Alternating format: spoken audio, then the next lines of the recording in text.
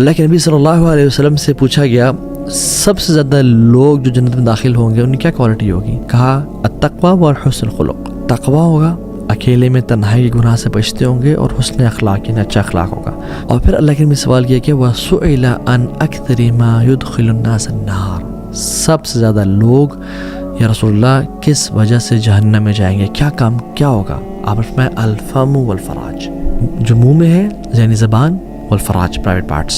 مالک بن دینار اپنے اسٹوڈنٹ کو یہ نصیحت کرتے ہوئے کہتے ہیں کہ جس میں 3 کوالٹیز ہوئی نا، آسمان سے جو خیر اور برکت نازل ہوگی اللہ تعالیٰ اس میں اس کا ایک حصہ ضرور رکھیں گے۔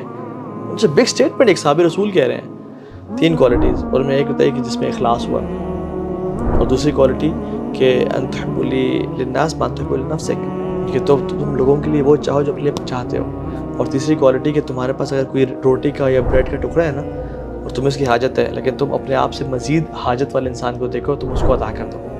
سو پہلی چیز دیکھ اخلاص۔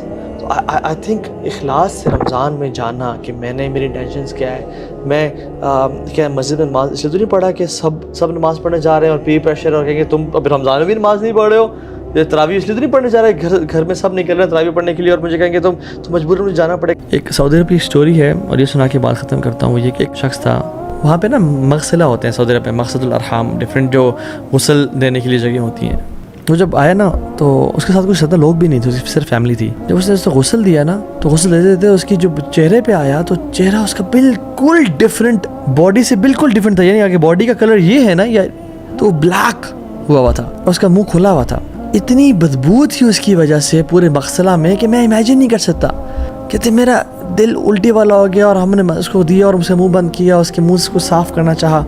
کہتے ہیں اس کو جب لے کے کہتے ہیں اتنے دنوں تک اس کی بو جو ہے نا اس مغسلہ میں، کہتے ہیں ہم نے بخور جلائے، ہم نے ایئر فریشنرز لگائے، ہم نے دھو دیا، کہتے ہیں وہ بو ہی نہیں جا رہی تھی۔ تو جب دفنا دیا تو وہ فیملی والے سے ملا، کہتے ہیں آپ کا بچہ کیا کرتا تھا؟ تو اس فیملی والے نے کہا کہ وہ نماز نہیں پڑھتا تھا۔ اللہ اکبر، یا اللہ ہمیں بھی نماز پڑھنے والا بنا، ہماری اولاد کو بھی نماز پڑھنے والا بنا۔ اگر آپ اپنے زندگی میں 3 چیزیں محسوس کرتے ہیں، ایک بیزار ہو چکی ہے، لائف میں مزہ نہیں آ رہا، کسی قسم کا کسی چیز میں دل نہیں لگ رہا۔ دوسرا عبادات میں سستی، نماز میں سستی، قرآن تلاوت میں سستی، جیسے نماز پڑھنی شروع کی اباسیاں آنا شروع ہو گئی، اللہ کے ذکر میں سستی، اور تیسری چیز رزق میں کمی۔ یہ اگر 3 آپ چیزیں محسوس کرتے ہیں، انہوں نے کیا کہا، اگر if you are experiencing these 3 things جو کہ ہمیں سے اکثر لوگ کر رہے ہیں، انہوں نے کہا جان لو کہ تمہاری زبان سے ایسے الفاظ نکل رہے ہیں جو نہیں نکلنے چاہیے تھے۔ اور ہمیں آج کل یوتھ آتی ہے ہم سے پوچھتی ہے، ایون اپنا سب کا یہ حال ہے کہ یار نماز میں دل نہیں لگ رہا، سکون نہیں مل رہا۔ دوسری بات بیزاری ہے لائف میں، کچھ کرنے کا دل نہیں چاہیے، کسی چیز میں انٹرسٹ نہیں ہو رہا، اور تیسری بات رزق کم سے کم ہوتا جا رہا ہے، شادی ہونا رزق ہے، اولاد نہیں آ رہی رزق ہے۔